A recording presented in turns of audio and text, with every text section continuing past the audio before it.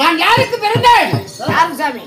நண்பா, அரசே பூர்வாச மகாமுனி இருக்கும் அசுவாமி என்று சொல்லப்பட்டேன் பெண்ணுக்கு நான் பிறந்தது. பூர்வாச மகாமுனிவருக்கும் அஸ்வாமி என்ற பெண்ணுக்கு பிறந்தீங்களா? உண்மை. சபாஸ். அப்படி பிறந்து அம்மா நல்லா இருக்குதுல்ல? தாயும் நலம், சரிங்க. அப்பா தந்தையும் நலம். அம்மாவுக்கு எந்த பிரச்சனையும் இல்ல? எதுவுமே இல்லையே. இப்ப அம்மா வீட்டுல இருக்குதா இல்ல எடப்பாடி பஸ் ஸ்டாண்ட்ல ஜிஹெச் இருக்கிறாளா? எதுக்கு அப்படி கேக்குறேன்? ஜோட்டுதால அம்மா கோலாயில எப்படி வெளிய வந்துச்சுன்னு எனக்கு சந்தேகங்க. இந்த தலை வார்த்தை முடியாது. என்னடா ஒய்யாருன்னுட்டு தூக்கி போட்டு அழுத்தனா அப்படி முதுகுல மக்கள் முடிச்சு போயிரு. நண்பா பாருங்க என் தாய் வர்றாரு. அசுவாமிக்கு பூர்வாச மகாமுனி இருக்கும். நான் ஒன்றே ஒருவனாக பிறந்தேன். என் உடன் பிறந்தவள் யார்? நண்பா என் தம்பியாகப்பட்டவன் பில்வாளன். சரி நேற்று தினமாகப்பட்டேன். யார்? யார்? பூர்வாச மகாமுனி இருக்கும் அசுவாமிக்கு பிறந்தவர்கள் இருவர்கள் இருந்தாலும் அன்னவரிடத்திலே பிறந்த உடனே அப்பா எனக்கு நாடு வேண்டும், நகரம் வேண்டும், சொத்து வேண்டும், சுகம் வேண்டும் கேட்ட உடனே என் தந்தையார் சொன்னார், நானோ ஒரு மகாமுனி. சரி உன் தாயாகப்பட்டவள் ஆங்காரத்துடன் என்னை கட்டி சேர்ந்தார். அசூர குலத்திலே நீ பிறந்தவன். சரி உனக்கு நாடு ஏது, நகரம் ஏது என்று சொன்னார். அப்பொழுதே கையில வைத்திருந்தேன் திறமால ஓங்கி அடித்தேன் முதுகுலை சொன்னார் என் தந்தையாரை. அப்புறம் சொன்னார், ஏன் முனிவர் என்று பாராமல் அடித்தாயே, அதே முனிவருடைய கையில் தான் அது என்று சொன்னார். அப்பொழுது என் தம்பியாகப்பட்டவனை நாட்டிலே என்ன முனிவனை விடக்கூடாது, அணைபெற்ற பேர்களும் அடிக்க வேண்டும் என்று தேவாதி தேவர்கள் அணைபெற்ற பேர்களும் அடிக்க வேண்டும் என்று மனதிலே எண்ணிக்கொண்டு தினந்தோறும் தம்பியாகப்பட்டவனை ஆட்டுக்கடாயாக திட்டித்து அனுப்புவது, அந்த முனிவருக்கு அமுது அளிப்பது, அறுத்து சமையல் செய்து தம்பி விழாளா என்றால் இரண்டாக நெஞ்ச பிளந்து வருவான். அப்பேற்பட்ட மருந்து நாட்டிலே ரத்னாபுரி கோட்டையிலே வாழ்ந்தாலும் நேற்று தினம் என்ன நடந்தது? 30 கோடி தேவர்கள், 40 ரிசேந்தர்கள், கம்பர் கருடர், அஸ்தத்துக்கு பாலர்கள், நாடிகள் அனைவற்ற பேர்களும் என் இடத்திலே அடிபட்டு அடைத்து விடாமல் விடுவேனா? ஏண்டா அந்த தேவர்களை விடுவேனா? வாக்கார வழியில அடுத்த ஒரு இடத்துல பாதாளத்துல போய் இறங்கிட்டாங்க. எல்லா ரத்னாபுரி கோட்டையிலே கனிவேட பணிவேட செய்து ரத்னாபுரி கோட்டையிலே வாழ்ந்து வருகிறார். நாங்கள் பேசிக் கொண்டிருக்கும் போது ஏதோ ரத்னாபுரி கோட்டையை நாடி நாராயணா என்று ஒரு சட்டம் யார் என்று பார்ப்போம்.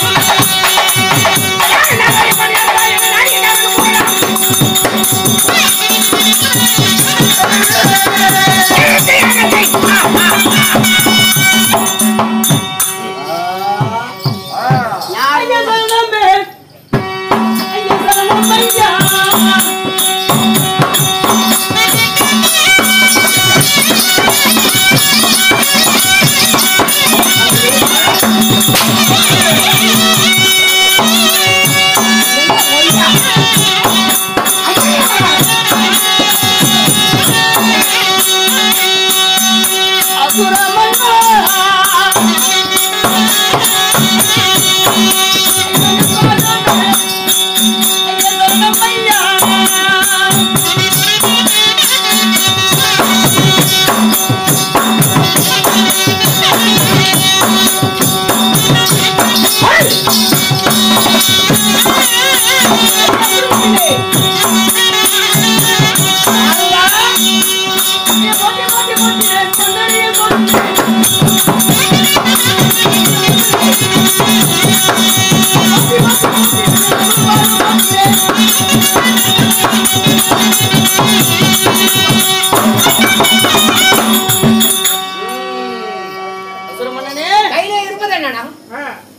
இது வீணை. கையில வைத்திரு எப்படி இப்படி லோடுக்கு அடிக்கிறீங்க. இது கஞ்சராக்கட்டை. கஞ்சராக்கட்டை. அது எதுக்கு? இது அடித்தால் ஞானம் வரும். உனக்கு ஞானம் வரும். ஓடுறங்க ஓ அந்த இதுயா பா சேர்ந்து கேட்கணும். அளவு காலம் வந்தாலும் இப்படியா? தானே ஓடுறங்க இன்னும் கெட்ட போற எவ்வளோ வந்து கேட்டுருங்கிற ஓடுறங்க அசல் பண்ணுனே நீல போடுறா ஈரத்தை போடணுமா? போட்டு வந்துடுறேன். இந்த அப்பா இதுவே இன்னும் எனக்கு இதுமே வேண்டாம். இந்த களத்திலே போயிட்டு இருக்கிறாய். இது என்ன? இது வீணை. கல்றா இதுதான் மாப்பிள அவசரம். இல்ல இல்ல சொல்றா மாப்பிள எனக்கு கொள்ளைக்காரன் சொல்லி விட்டுங்க. கல்றா இது கழட்ட கூடாதுங்க. இது கழட்ட முடியாது. கல்றா என்ன சொல்ற? கல்றா கல்றா கல்றா அப்பா இருப்பா. இது நான் கழட்டனா வாடா வாடா அசல் பண்ணுனே ஏய் வேணி கல்றா நான் சொல்றது கேளு. கல்றானா கட்டிடுறா நான் கழட்டனா வச்சுக்க நீ செத்து போயிடுவா. பரவாயில்லையா? கை நட்டியா சாரா நோய்கிட்டு வலிக்காது. ஒண்ணு புட்டா தெரியுது. கல்றா ஏய் கழட்டி பிடிங்க அந்த மண்ணை பொண்ணுக்கு இருக்கு. என்ன பண்ணணும்? கழுத்திலே இருக்க மாலை இது என்ன மாலை? இது ஜெகமாலை. இது எதுக்கு? இது நான் கழுத்து போட்டுக்கணும். அந்த மாலை கல்றா கல்றா காலையில வந்து ராவடியா இருக்குது. அதான் நீ பண்ணுவியா? ஏய் ஓடாத வா இந்தா என்னென்ன உட்கார்றா இங்க கொஞ்சம் உட்கார்றா உட்கார்றா ஏண்டா என்ன பார்த்தா இருக்குனா இருக்குது உங்களுக்கு இருப்பா. உட்கார்றா துணியை இருக்கிற மாதிரி இருக்குது. உட்கார்றா சரிப்பா. உட்கார்றா நீ தேவரிசி. என்ன இருக்கு தேவரிசி. உட்கார்றா பாருடா ஆறு பக்கம் வந்துருக்கு என்ன கூடு கொண்டு வந்திருக்கற அப்படி கேளு அப்படி கேளு. என்ன அப்படி கேளு நான் எதுக்கு வந்து கேட்டிய? எதுக்கு எதுக்கு அப்படி கேளு. நானே தேவர்களை பகித்துக் கொண்டு நேரலைட்டு பேசாதன்னு சொல்றேன் உபகாரம் செய்ய வந்திருக்கிறேன். நேத்து வந்திருந்தா ஒரு 1000 மேல கிடைச்சிருக்கும். இன்னைக்கு 6 ரூபாய்க்கு மேல வராது. அதுக்கு தான் அவனும் வந்துக்கிறான். யாச்ச குட்டிக்கிறவங்கள விநாயகர் மேல கூத்தானே. ஏய் அவன் நான் எடுத்து போறா வாடா இப்ப எதுக்கு நான் வந்து தெரியுமா? புறம்போக்கு நேற்று இதுல நீ என்ன செய்தாய்? நேற்று தினம் அப்படி தேவர்களை அனுப்பி வரலாம் ரத்னாபுரி கோட்டையிலே சிறையில வைத்திருக்கிறேன். அதுக்கு என்னப்போ? அந்த ரத்னாபுரி கோட்டையில தேவரை சிறை வச்சில்ல, அந்த தேவரை நீ விடுவிக்க வேண்டும். ஏண்டா டேய்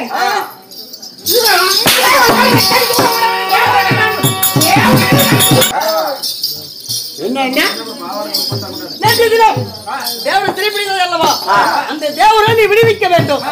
ஏண்டா அப்படி விடுவிக்கவில்லை என்றால் உன்னுடைய உயிர் அந்த இடத்திலே பறந்துவிடும். ஏய் நீ மட்டுமில்லை என்ன படித்த கடவுளை நேர்ல வந்து அந்த தேவர்களை விடுன்னு சொன்னாலும் ஒரு பொழுது நான் விட மாட்டேன்.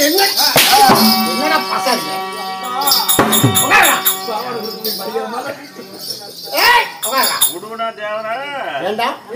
தேவர்களை விடுவதற்கே நான் சிறையில வைத்தேன். உன்ன முடியுமா முடியாதா? என்ற வார்த்தை எடுத்துரைக்கால் உன் வார்த்தை நான் கேட்பதில்லை. அண்டமை இடிந்த மண்டமே விழுந்து மண்ணோட மண்ணா சாய்ந்தாலும் அந்த மானங்கெட்ட தேவர்கள் என்னிடத்துலதான் அடிமையாக இருக்க வேண்டும். அசுர மன்னனே, வாதாபி அசுரனே, இப்போது வரத்தை எப்படி பெற்றாய்?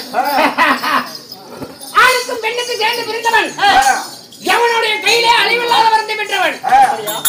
ஏண்டா அப்படித்தான் வரத்தை பெற்றாய்? ஏண்டா தேவர் என்ன செய்தார் தெரியுமா? நேற்று தேவர் சிறைப்பிடித்தாய் அல்லவா, பொய்யான உருவத்தை வைத்து விட்டு மெய்யான உருவத்தை தப்பித்து சிவபெருமானிடத்தில் மகவானிடத்தில் சரணம் அடைந்தார்கள். அவர்கள் என்ன செய்தார்கள்? எமயமலை சாரல் சென்று சபையை சந்தித்து ஒரு பெருத்ததோர் யாகத்தை செய்து யாகத்தின் விளைவு ஒரு பாலகனை பிறக்க வைத்திருக்கிறார்கள். ஏண்டா பாவன் வந்தா நான் பாருக்கிறேன். நான் சொல்றது கேளு. பிறக்க வைத்து அவர் என்ன செய்திருக்கிறார்கள்? இப்பொழுது உன்னை அடிப்பதற்காக, உன்னை மடிப்பதற்காக பெண்களுடைய அங்கத்தின் விளையாட பிறந்தவன் சொல்லக்கூடாது வருத்துவாங்க. அவன் அக்னியில பிறந்திருக்கிறான். அக்னியில பிறந்தா சட்டியில பிறந்தா எனக்கு என்ன? அவன் ஒருவன் மட்டும் இல்ல, அவனோடு சேர்ந்து படையை திரட்டி கொண்டு வருகிறவனை மடிப்பதற்கு. எந்த படை? எந்த படையடா? எந்த படையா? என்ன கோடி படையா? அதிவீர வன்னியின் நெருப்பிலே பிறந்த நீலவர்ண வன்னியன் மாங்கோட்டை அழிக்க பிறந்த அதிவீர சத்தியம் படையை திருட்டி கொண்டு வருகிறார்கள். தேவசேனை விட்டு தப்பிப்பாய், இல்லைன்னா செத்து போயிருவேன். அவங்க கையில தான் படை இருக்கு. ஆமா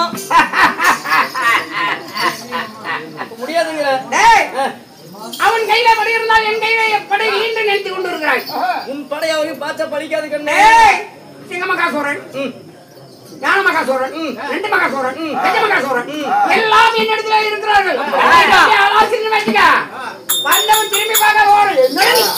அதுபடி கையா எத்தனை பேர் செல்லாத ராஜா செல்லாதவங்க கிட்ட. ஆமா அதனால சொல்றது சொல்லிவிட்டேன். இதுக்கு மேல அடிகளை என்னென்ன பண்ணி உங்கார்த்தே நான் பேசுறது கேட்பதில்லை. அதனால நான் சொல்றது மரியாதையா கேளு. நெருப்புல பொறுத்தவங்க பஸ்மம் ஆக்கிடுவாங்க. நீ நடிச்ச மாதிரி அவங்க ஒரு தாய் தம்பிக்கு பிறக்கல, ஒரு ஆண் பெண் ஒன்று சேர்ந்து பிறக்கல. அவங்க வந்து நெருப்புல பிறந்தவங்க. நீ எப்படி இருந்தியா? இந்த சொல்லி பிரயோஜனம் இல்ல.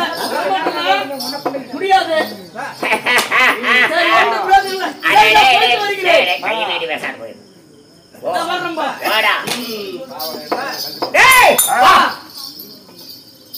ஏண்டா அவங்க இதுதான் படை பட்டாலும் இருப்பதா? உன் கையில் படம் இருக்குது. நான் அது பார்த்தேன். நீ தண்ணி ஊத்து கூட பார்த்தேன். என்ன உன் மேலே படம் இருக்குது. ஆயில்மெண்ட் ஒரு மறைஞ்சு சொல்லி நான் அதே தான் கேட்டேன். ஏய் சிங்கமகாசூரன், கண்டமகாசூரன், கஜமகாசூரன், ஞானமகாசூரன் எல்லாத்தையும் என் கையில அடிமையாக வைத்திருக்கிறேன். எனக்கு பக்கம் பலமாக ஏண்டா அவன் ஏமாத்திரமாடா வரட்டா கூலிக்கு போட்டு நீ கழுத்தரம் பாடுறா. சென்ற நாரதனை இன்னும் காணவில்லை. என்ன செய்தி வந்தது என்று தெரியவில்லை. எதிர்பார்த்திருக்கிறோம். ஆமாம் நான் வாணிவாகத்தது நாரதன் பேசுகிறேன். நான் 1000 முறை அழைக்க முடியல மாதாவியிடத்தில். அவன் என் வார்த்தைக்கு செவி சாய்க்கவில்லை. பெற்று என்னுடைய பெண்ணுடைய அங்கத்தில் விளையாடுறது யாரும் அழைக்க முடியாத வரத்தை பெற்று நான் சாகலா வரத்தை பெற்று யாரும் அழைக்க கூறினார். ஆனா நான் சொன்னேன், நீ நினைப்பது போல பெண்ணின் அங்கத்தில் விளையாட பிறந்தவர் அல்ல, நெருப்பிட பிறந்தவர்கள். அடக்கமாக வார்த்தை அழிக்கப்படும் அறிவியல் சத்திரன் படையை தேட்டிக் கொண்டு வருகிறார் கூறியிருக்கிறேன். அதுக்கு செவி சாய்க்கவில்லை. உன்னால என்ன செய்ய முடியும்? போய் சொல்றாங்க சொல்லிட்டாங்க. சரி அப்படியா? ஆமா. தம்பிமார்களே, இதோ இப்பொழுதே அவர் மனைவிமார்களை அழைத்து அவர் மனைவிமார்களிடத்திலே கூறிவிட்டு விடைபெற்று செல்வம் மாதாவி கோட்டை அளிப்பதற்கு மனைவி அழைத்து அவர்களுக்கு விடைபெற்று வருகிறேன்.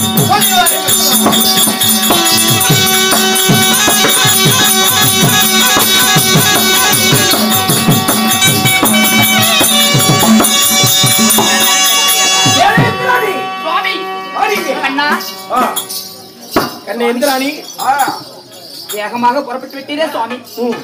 எங்கே செல்கிறேன்? நடுக்கடலில் இருக்கும் அந்த ரத்னாபுரி கோட்டையை தேடி வாதாபீஸ்வரனை வதம் செய்ய செல்கிறேன். ஓய்வா மன்னா என்று எனக்கு விடை கொடு.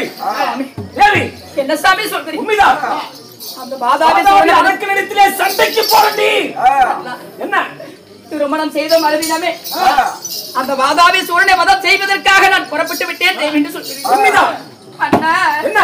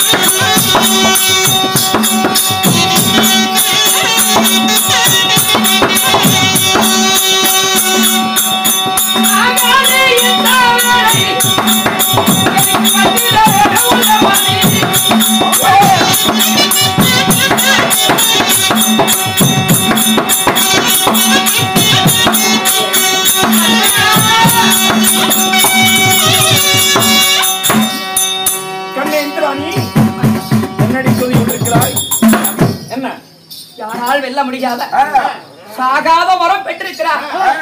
ரத்னாவரி கோட்டை ஆண்டவருக்குரிய வாதாபிய வதம் செய்ய நான் புறப்பட்டு விட்டேன் என்று சொல்கிறேன் மன்னா. தேவர்களின் இடுக்கத்தை தீர்க்க எங்களை அக்கினியில் பிறக்க வைத்திருக்கிறார்கள் அதிவீர வன்னியர்கள். அண்ணவன் நினைத்தார் என் மனம் அஞ்சுகிறது. தங்களிடம் சென்று அண்ணவனை சென்று வென்று வர முடியுமா என்ன? ஏதாவது ஆபத்து நேர்ந்து விடுமோ என்று எனக்கு அஞ்சுகிறேன் சுவாமி. நான் சொல்வதை கேளுங்க. ஒருபோதும் அஞ்சி கலங்க வேண்டாம் தேவி. எங்களை ஆதாவி சூரனை அழிப்பதற்காக தான் அக்கினியிலே பிறக்க வைத்திருக்கிறார்கள் எங்கள் அண்ணன்.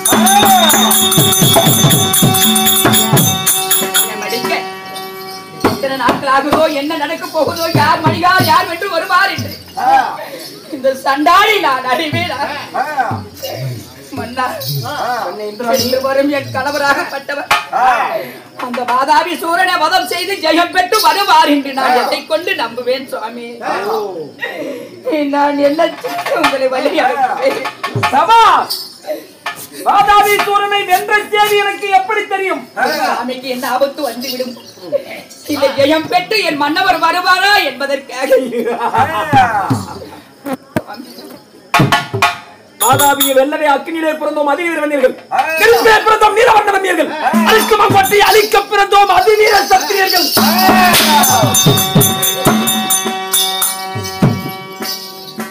எங்களை வெல்லவோ கொல்லவோ அந்த வாதாபி அரக்கனால் ஒருபோது முடியாது.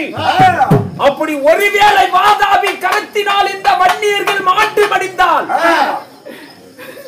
வன்னியர்கள் மனைவிமார்களை அந்நியர்கள் ஒருபோதும் தொடக்கூடாது.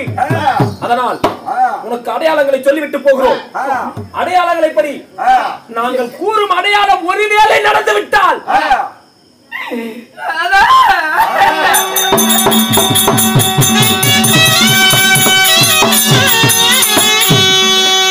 அடையாளம் வைத்து கேட்கிறீர்கள் கண்ணே ராணி சொல்லுங்க சுவாமி. இதோ நாங்கள் பிறக்கும் பொழுது வெள்ள குதிரை வேட்ட நாய் துணையுடன் பிறந்தோம். எங்களுக்கு துணையாய் தேவர்கள் படைத்திருக்கிறார்கள். வெள்ள குதிரை மீது ஏறி நாங்கள் வேட்ட நாயை அழைத்து செல்வோம் அந்த வாதாபி அசுரனை அழிக்க. ஒருவேளை நாங்கள் செல்லும் அந்த வாதாபி கோட்டையிலே இந்த வன்னியர்களுக்கு ஆபத்து ஏற்பட்டால் எங்களுடன் அந்த வேட்ட நாய் வீடு திரும்பும். வீடு திரும்பி வந்துவிட்டால் வன்னியர்களுக்கு ஆபத்து என்று அறிந்து கொள். இதோ நமது சரவிளக்கு மாடத்து சரவிளக்கு அணையும். உன் கொண்டையில் இருக்கும் மல்லிகை பூ கருகும். புரிகிறதா? இந்த 3 சயனங்களில் எதே ஒன்று நேர்ந்தாலும் வன்னியர்களுக்கு ஆபத்து. வன்னியர்கள் மாட்டு மடிந்து விட்டார்கள் என்று அறிந்து கொள்ளுங்கள். அது மட்டுமல்ல, அப்படி இந்த 3 சயனத்தில் எதே ஒரு சயனம் ஏற்பட்டாலும் அடையாளம் ஏற்பட்டாலும் எந்த அக்கினியிலே பிறந்தோமே அதிவீர வன்னியர்கள் அதே அக்கினியில் நீங்கள் உயிரோடு குதித்து மாண்டு மடிந்து விட வேண்டும்.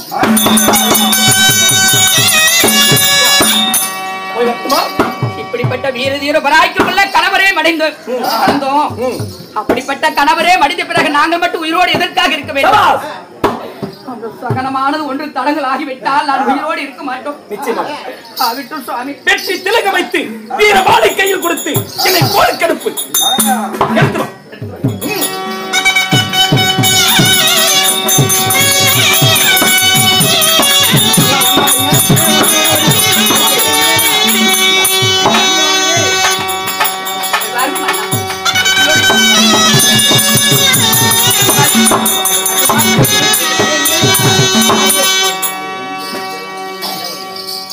என்னங்க தேவி சுவாமி தேவி மன்னர் நானா வாதாபி யுத்தம் செய்வதற்காக செல்ல வேண்டும்.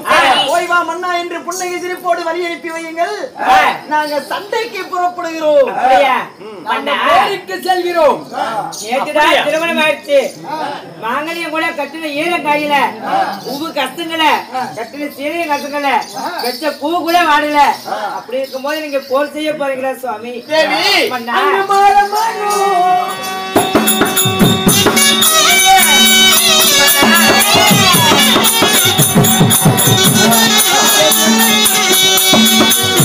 Yeah.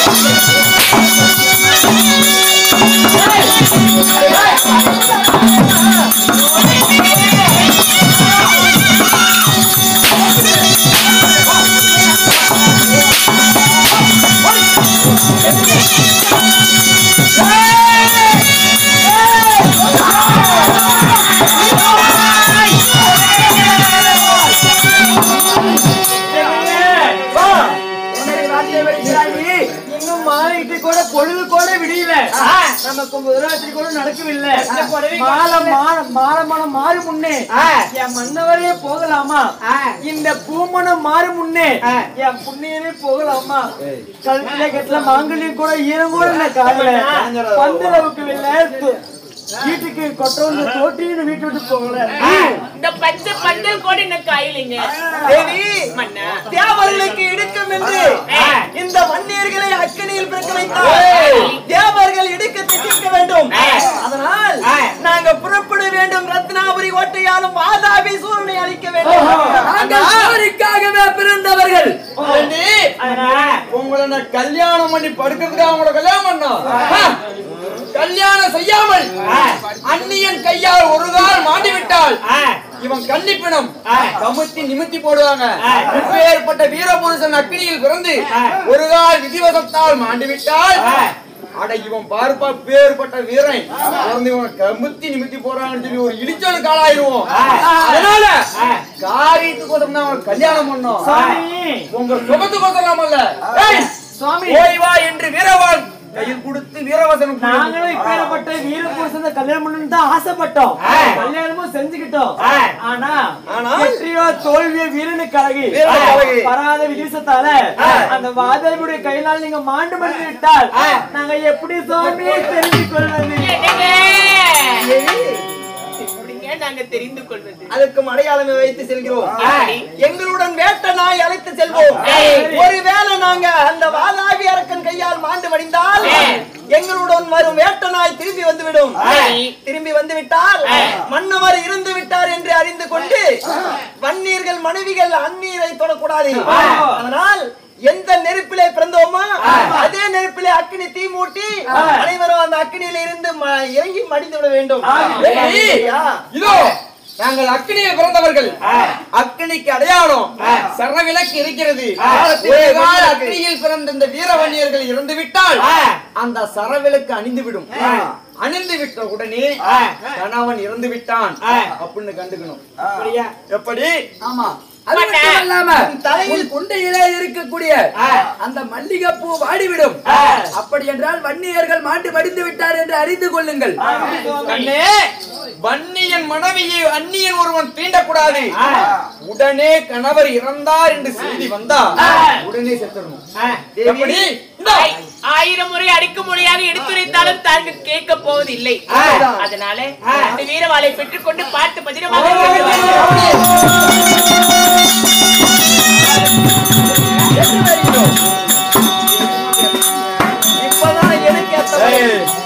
என்னங்க கொண்டாடி பார்த்திருக்கிற சண்டைக்கு புறப்பட போறோம். வாருங்கள் போகலாம். அண்ணா அண்ணா இன்னும் நம்ம அண்ணமார்களை பார்த்து அனைவரும் செல்வோம். புறப்படுங்கள்.